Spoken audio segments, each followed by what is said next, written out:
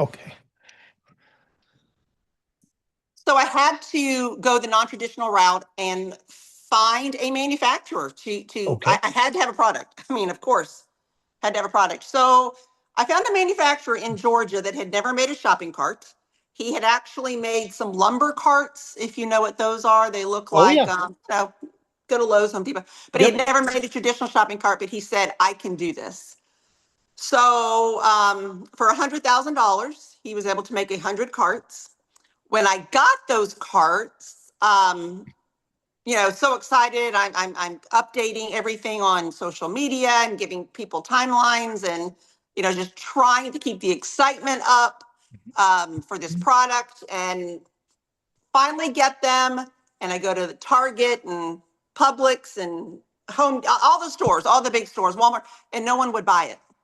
No one would buy it because everyone only buys from these shopping cart manufacturers, the ones that had told me no. Okay. So, just dread, panic, back to the drawing board. We have no money. We've used our 401k. And I say 100,000, it was way more than that. That's just what that cost. Yes. That cost at the time. Yeah. And so, and let me back up to say that after I got my prototype, the orange prototype that I referred to, I went back to one of those shopping cart manufacturers, the one that there was four, I told you. They all four told me no. One that I went in person had told me no. I went back a year later with my prototype. They're like, I'm still here. I'm still doing this. I believe in this product, hoping that I would change their mind. And I got no a second time. So yeah, but they encouraged me. They said, it's a good idea, but they were not willing to take the risk on such a new product. I had to prove there was a demand for it, and I had to take the initial risks. That's just how it works. Yeah.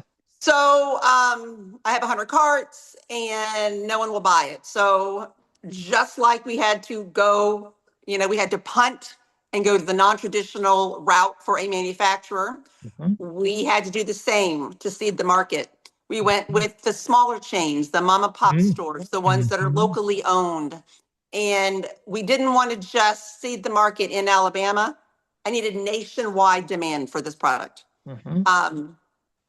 So yeah, through the internet, just when I could, Googling, searching locally owned grocery stores. Yeah. And I had to pitch it over the phone. I had to pitch it through emails. And what I was doing was I was asking them to take a risk with me. This had not ever been done. I didn't have historical data. I didn't have charts and graphs. Yeah. I didn't have the trends that would go along with the new product. I had me and my opinion and my life experiences to sell. And that's what I had to do. And thankfully, I did have stores that were willing to take a chance and believed in this product. Once we seeded the market throughout the US, the demand just skyrocketed. Every cart that was sold, I would post on social media to get families in those communities, in those cities and states to go try it and share their experience. And they did. I mean, we are just such a, the special needs population, our community is strong because it's hard and we need each other and we depend on each other. And that's what happened. And the ball started rolling, started picking up speed. The demand was out there. It was growing. After the last cart was sold, I was really done, completely out of money. Everyone said, well, you sold 100 carts. No, I didn't. I did sell every one. Well, there was a fire at the manufacturer, so I only got 88 carts. So let me say that. Yeah, that'd be for another podcast. So that was really bad. So I paid for 100 carts, got 88. Got 88. Sold all those. But I mean, I wasn't making a dime. I mean, I was paying for shipping and I was paying for insurance and the patent fee. So yeah, even though people have said to me, well, that's when you started selling, it didn't touch where we were Yeah. I can tell you that. So we were done, and I just, all I had left was to work the social media end and to wait and see what would happen. A year after we had sold the last cart that we had, my phone rang, and it was the manufacturer in North Carolina that told me no twice to my face. Mhm. And they had been watching me, and they were now interested. They said that they believed in it. I had created the demand. Their phone had been ringing, and it Wow. was the larger chains that were now showing interest in it. So Mhm. on my third trip, I got a yes. And Wow. oh yeah, yeah. So um, very difficult, a happy ending for sure. Yeah. But just to get there, the amount of risk, the Yeah. amount of Yeah. uh, financial instability, my daughter in and out of the hospital those years, I wouldn't, and I don't think I could do it again. Yeah. It was that hard. Glad I did it. I don't want anybody to mistake that I am sour grapes. But until you've walked a journey like that and experienced the emotional toll it Yeah. takes on you, Yeah. yeah, it was hard. And um, so yeah, so I go the third time, and I got a manufacturing contract that day. Well, that day they were interested that day, but I mean, things started happening quick. And now, um, since 2012, they have been the shopping cart manufacturer for Caroline's Cart. So no matter where it is, because it is in other countries, it comes out of North Carolina. Okay. Okay. And so you mentioned because some bigger brands were interested in the shopping cart. So today, so what year was that they started this with you? I signed with them in 2012. 2012. Okay. So that was 14 years ago now. Yes. So where are we at today, Drew? Where? Oh, it's great. As far as the special needs community goes, it's a very well-known product. Mhm. If you have a disabled child or adult or special needs, Caroline's Cart. We are in every state. We are in every Target in the nation. In 2024, Walmart did a nationwide rollout. We are in every Walmart supercenter, neighborhood market, every Sam's Club. We are in every Lowe's in the country, Publix, ShopRite. I mean, it's we have runway left, but it's done very, very well. Yes. Yes. And all because you just made the decision. I'm seeing this through regardless of all. And you know what? I hear you, Carolyn, or I hear you talk about your story, Drew, and I I've been an entrepreneur for 31 years now, and I can think about the ebbs and the flows and the highs and the lows and the really dark times where I remember being on a plane flight home from Dallas one time, wishing the plane would just crash because at least my wife and kids would have the insurance money, you know? And I Oh mean, my gosh, yes, I feel that. I feel that in my soul. There yeah, were times that I was crying yeah, um, in my bedroom, literally asking God, just take this. I was an yeah, idiot. Just take this from me. I can't do yeah, it. It's too I mean, when you wonder how you're going to pay your bills, everything we had went into this, and it wasn't happening. And I never signed up for to do this for years. I was like, okay, I thought this was going to be quick and easy. Had I seen the full picture, probably you will understand that. Would have never done it. yeah, yeah, I mean, I would be under the bed still crying and sucking my thumb, saying, I'm not going to do that to myself. yeah, Are you kidding me? yeah, Not vacation for years? Tell my kids we don't, I'm sorry that you want to go to the beach. We're not going. Go play in that shopping cart that I've spent all our money on. yeah, Tough. I yeah, feel that in my bones. Yes. yeah.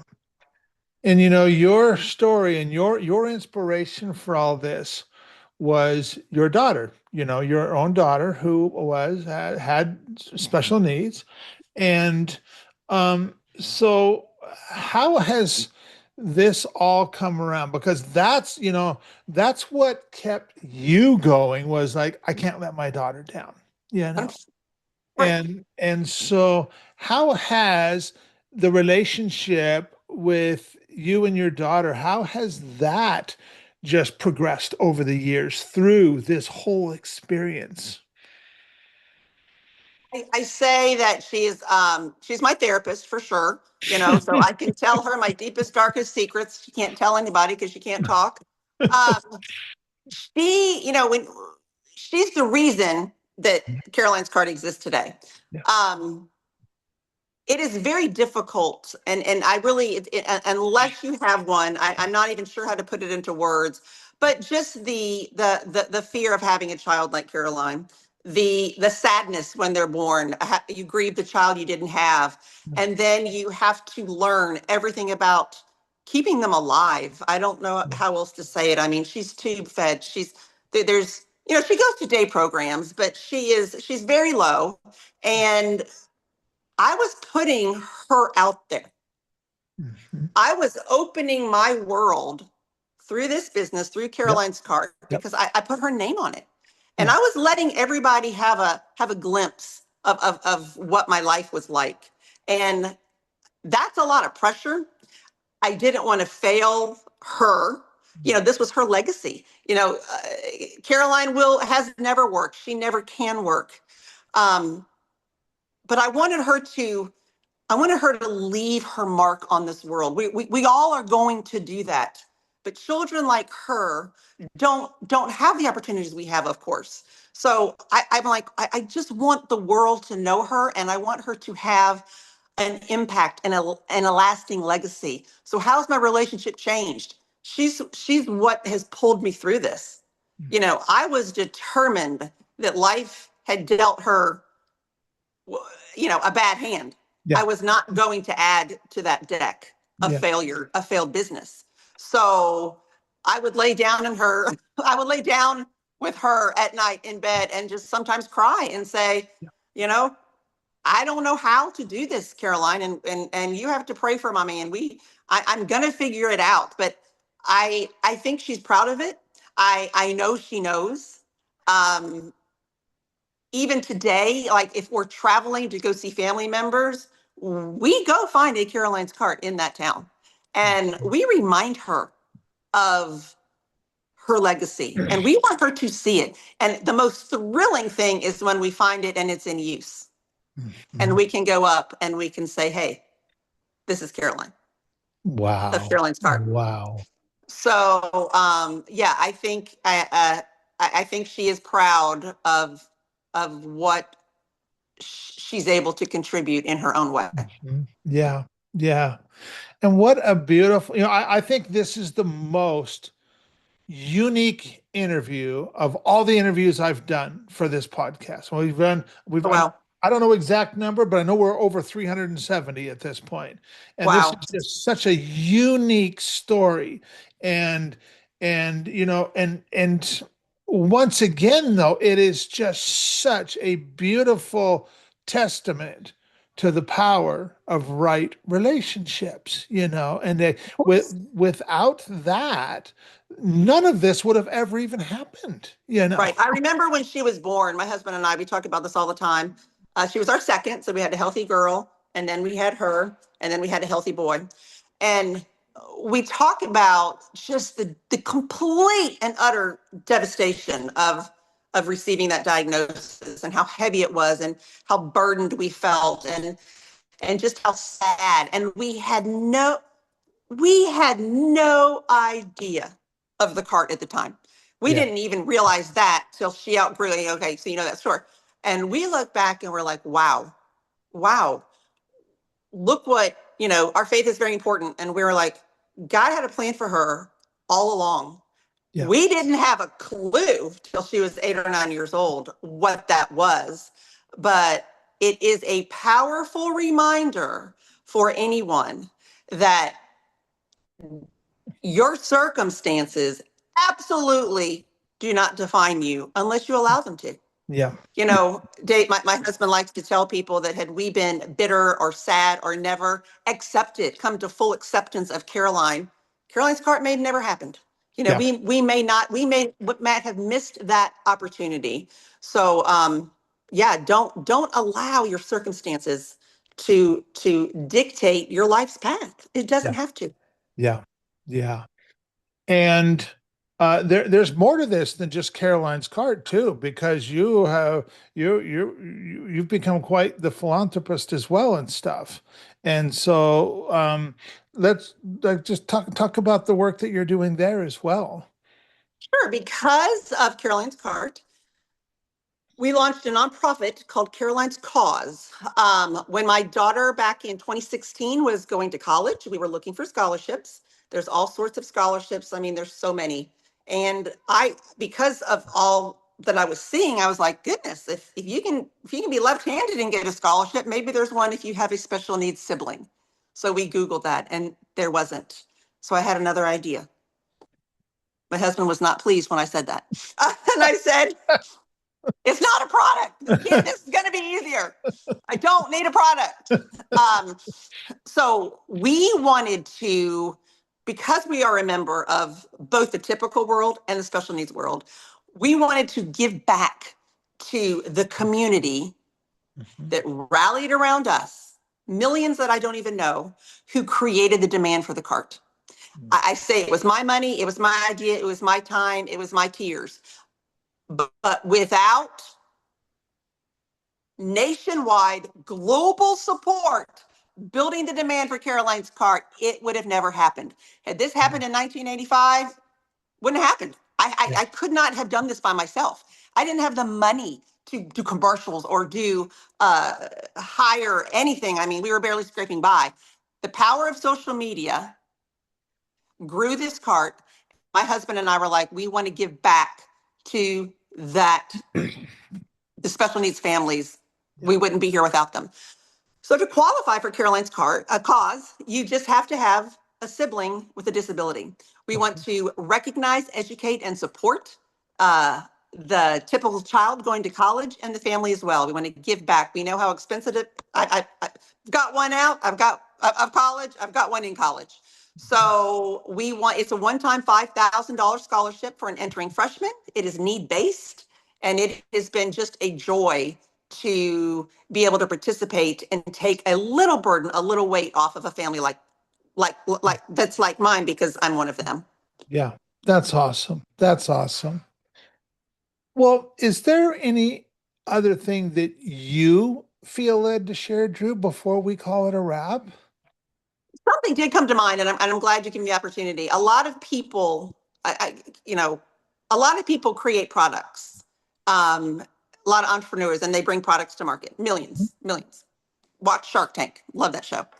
Um, I call myself the unicorn of innovators or the unicorn of entrepreneurs because I developed a product that the consumer wanted, but Mhm. the consumer couldn't buy it. And I'm Yeah. sorry, that is my dog barking. I apologize. I can barely even hear it. Okay. So I created this product that the consumer wanted instantly. It could have had instant success if they could have bought it.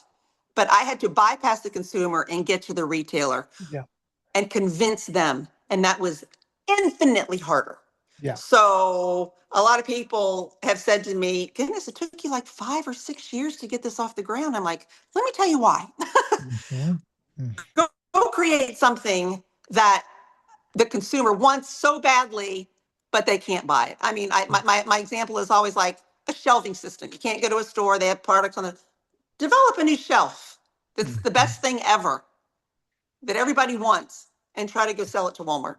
It's Yeah. hard. It's Yeah. hard. You Yeah. come off the bottom line. You know, Yeah. people, the retailers did not buy Caroline's cart and mark it up and sell it. That's right. I came off the bottom line and it Yeah. made it so much harder. Yeah. Yeah. Yeah. So many people are like, go to Shark Tank, go to Shark Tank. I wish I could have. I would have loved to. I've actually met Damien one time at an event. I would have loved to go on to Shark, but Shark Tank isn't for people like me. I'm in that. I mean, think about it. I mean, I'm in that. I mean, there has to be less than 1% of people that create a product for a retailer that comes off their bottom line. Yeah. Yeah. Yeah. Well, for anybody that's listening to this and thinking in this house, man, Kevin, I really love Drew, and I just love who she is. I love how she shows up. Maybe they'd like to hear more about, just the work you guys are doing and all that. Any websites, any resources we can share with folks? Sure. I'm going to start with my personal website because Okay. it's connects everything. It's Okay. drewandspeaks.com. Okay. And you can get information on the cart. You can get information on the cause. You can get some personal information about me and how I fund the cause. I am a speaker, and I like, if anybody is out there looking for a speaker, I think I'm unique in the fact that a company can write a check to my nonprofit, get a taxed benefit of that, and that Ah, is what I will come to speak for.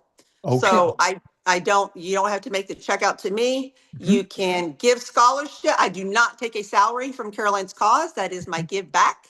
So a company can, you know, give scholarships, get a tax deduction, bring me in to tell my story and to motivate and inspire a story of grit and determination. Oh my goodness. And I think it's a win-win for all. Yeah. Yeah. Absolutely. Wow. That's awesome. Well, Drew, I want to thank you so much for taking the time to have this conversation today. I really appreciate it. I really appreciate you. And I am excited to get this out there and share it with folks. So thank you so much, Drew. Well, thank you, Kevin. Again, I appreciate platforms that allow me to continue my work. You bet.